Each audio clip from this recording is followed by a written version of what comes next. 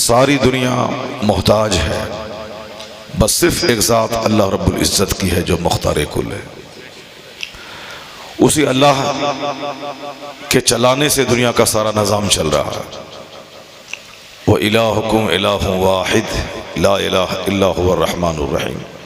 तुम्हारा माबूद वही एक माबूद है और वही सारे संसार का खालिक, मालिक, सबका राज़िक और इस दुनिया की सच्चाई को वही समझता है। हम लोग इतना ही जानते हैं कि अल्लाह ने हमें इबादत के लिए पैदा किया है, बाकी इस दुनिया के राज़ और रमूज़ और असरार क्या हैं इस छोटी सी अक्ल में आने की चीज़ नहीं है। इंसान कमज़ोर है, अल्लाह रब्बुल इज़्ज़त कवी है, ताकतवर है, अजीज़ है। ये इस्लाम का बुनियादी अक़ीदा है। अल्लाह चाहता तो सारे इंसानों को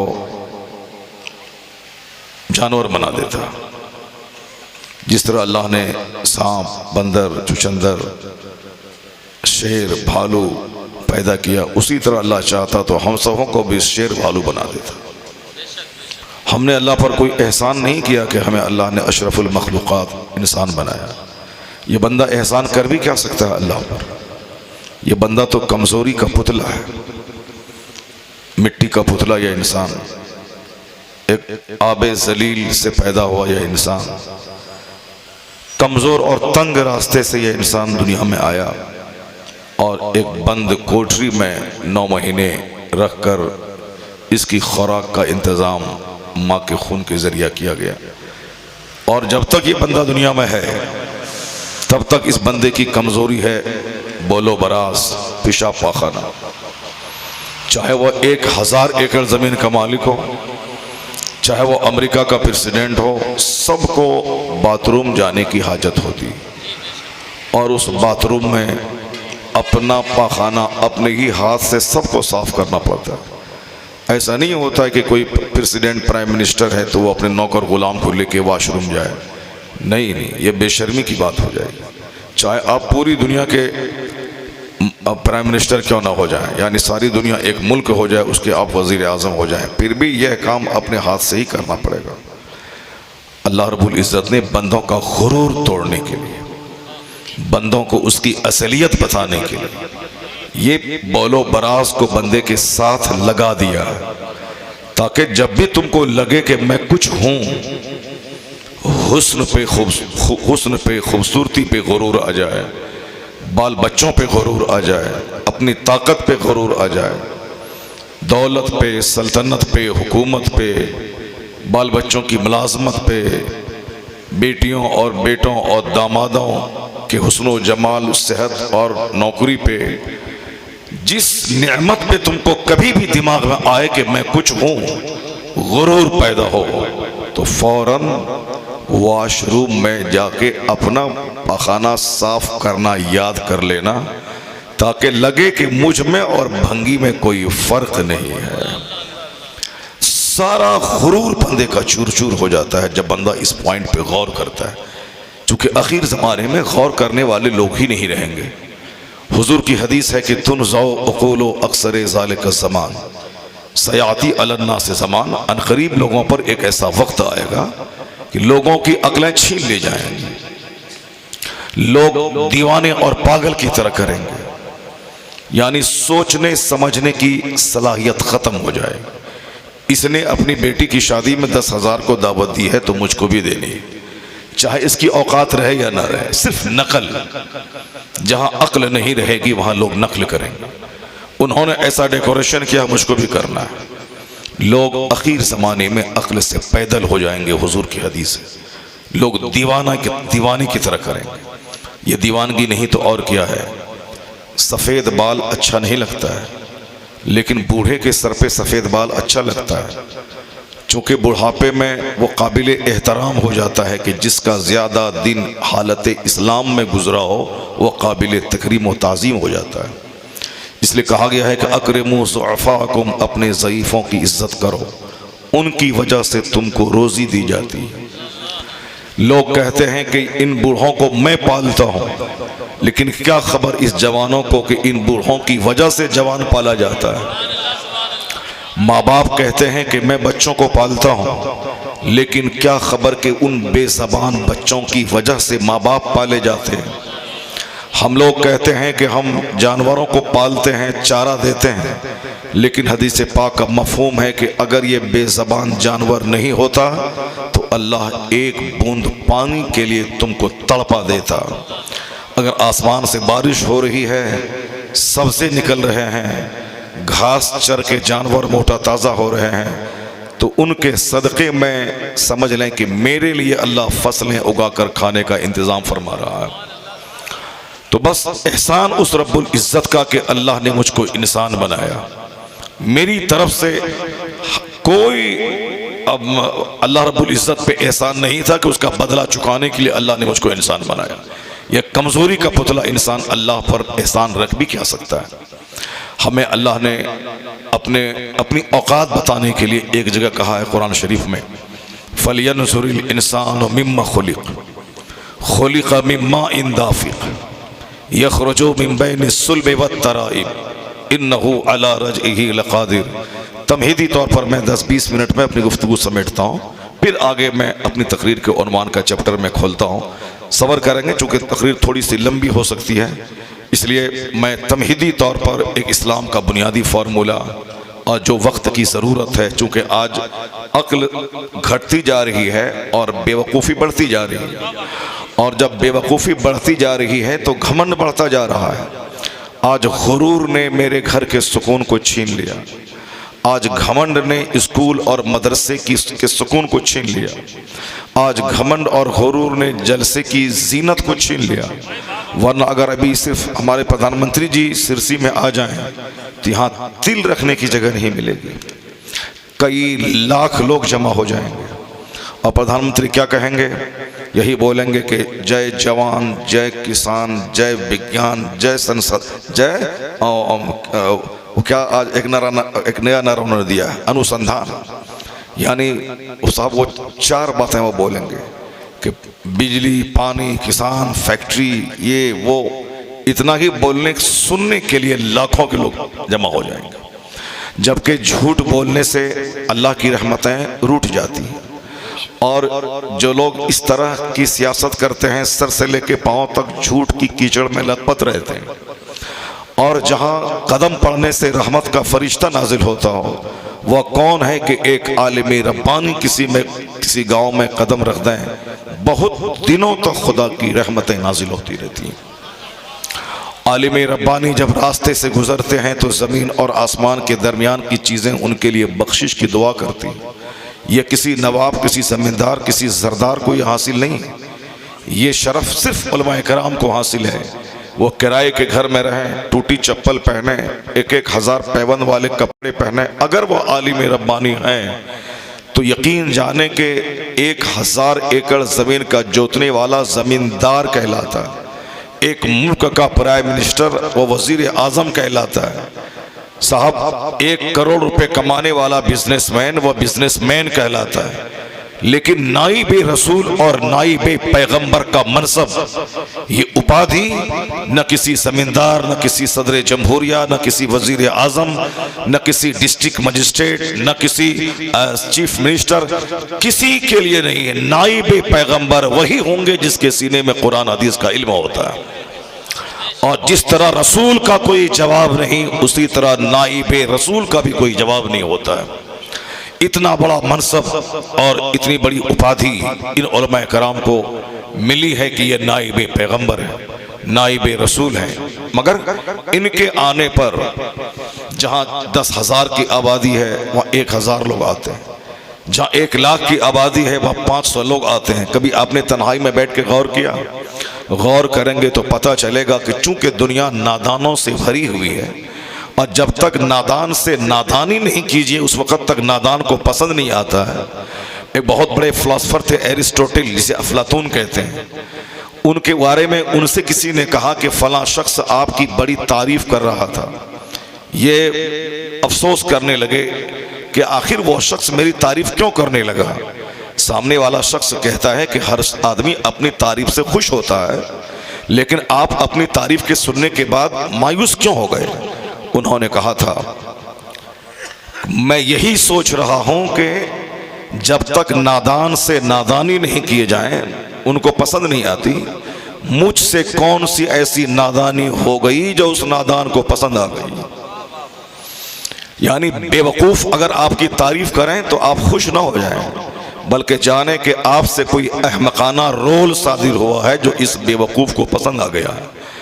वरना जिन्स को जिन्स से प्यार है, अहमक बेवकूफ लोग वो झूठी तारीफ से खुश हो जाते हैं और अक्लमंद अपनी अच्छी तनकीद से खुश होते हैं। दुनिया बेवकूफ़ों से आखिर ज़माने में भर जाएगी, इसलिए नेकों की महफिल में कम लोग जाएंगे और बुरों की महफिल में लाखों की तादाद होगी। यही कव्वाली की महफिल सज जाए, एक मर्द और औरत का मुकाबला हो, जितने लोग अभी यहाँ हैं इससे 50 गुना ज्यादा लोग यहाँ आ जाएंगे। क्योंकि जो जिस तबीयत के मालिक होते हैं उसको उसी तरह की चीज पसंद होती है। यहाँ खेल और क्रिकेट का टूर्नामेंट करवा दें तो जो खेल पसंद लोग हैं उनकी एक भीड़ लग जाएगी। आप अपनी तकदीर पे नाज करें, हे भाई साहब, हे भाई साहब, हे भाई साहब, बैठी बैठी, सब उड़ के चला जाएगा, सब चला जाएगा। अगर तुम जाओगे सारे लोग चले जाएंगे। गुर्दा और मसाना मजबूत रखिए, खूब अल्लाह का जिक्र करते रहिए। सरकार गौसे आजम इशा के वजू से फजर की नमाज पढ़ते थे, एक दिन नहीं 40 साल तक पढ़ते थे। सुभान अल्लाह। 8-8 घंटे बावजू रहना, ये उसका काम है जो बोलता कम है और इबादत ज्यादा करता है।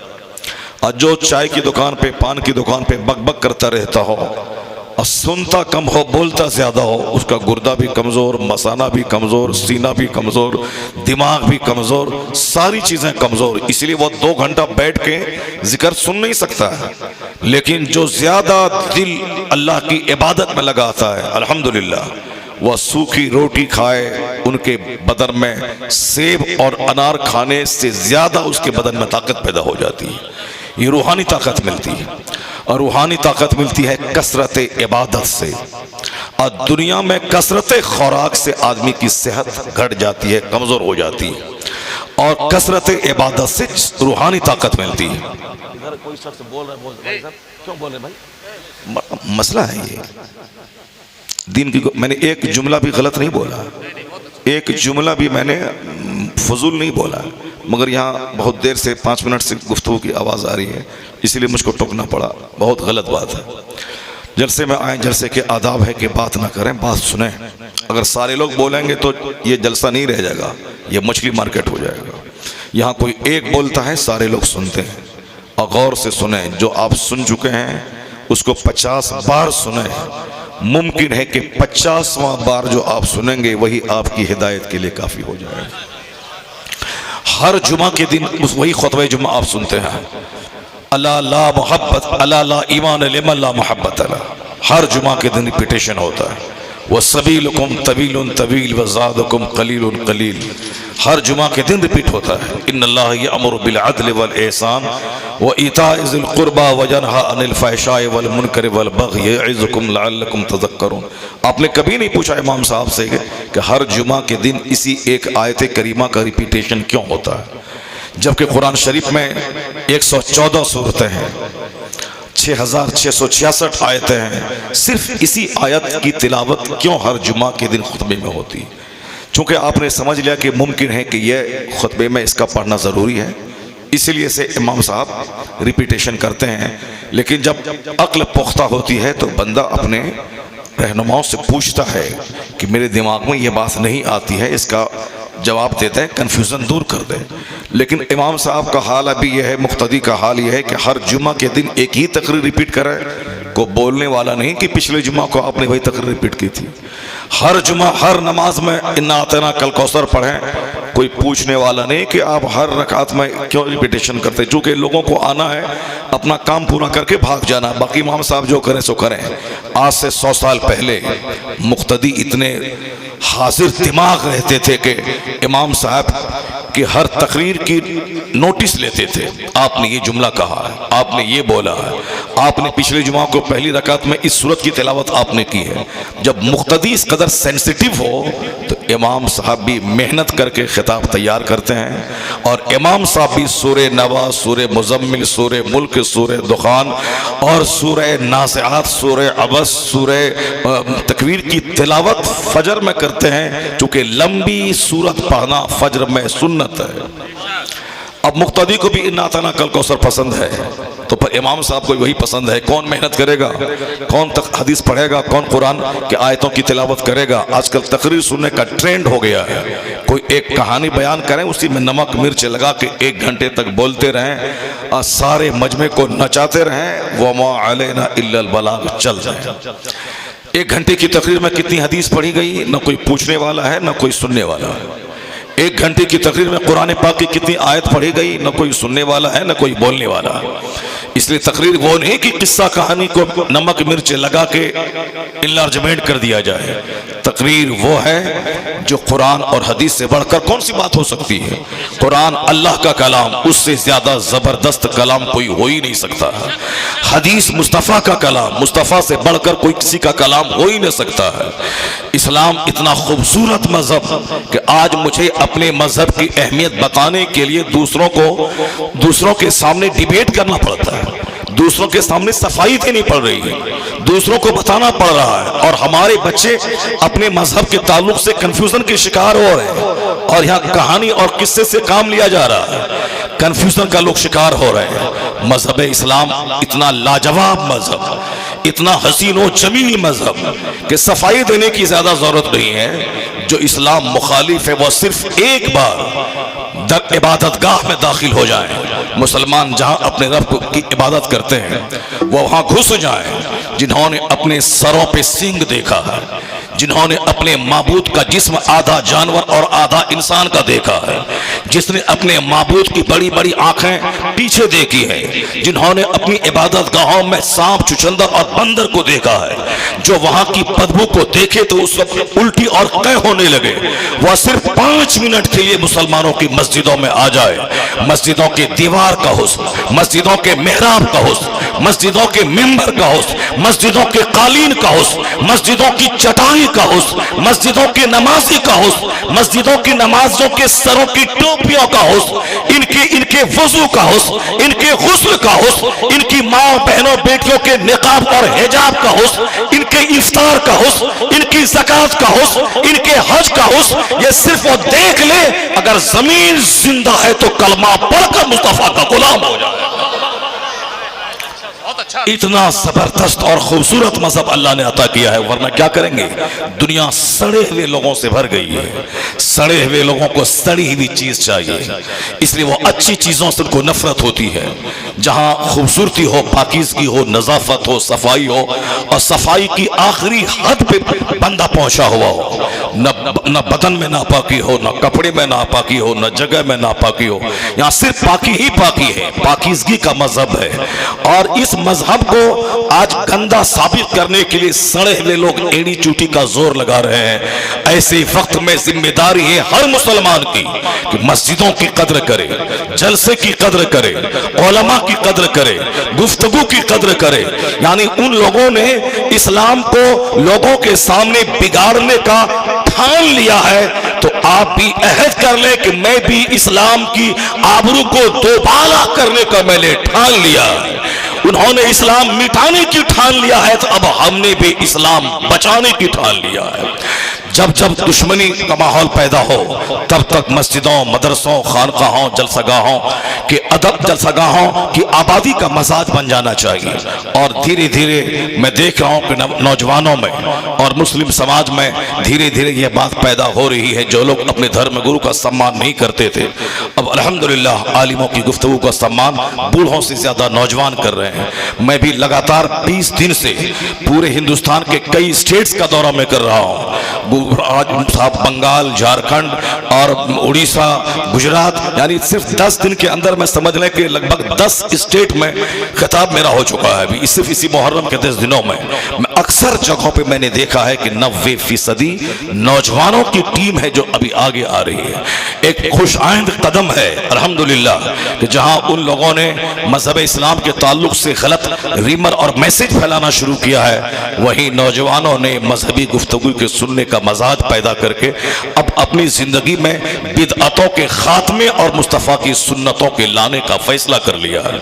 अल्लाह तबारक व तआला नौजवानों को लंबी उम्र अता फरमाए, सेहत और आफियत के साथ दीन मजलिसों की कदर करने की तौफीक अता फरमाए।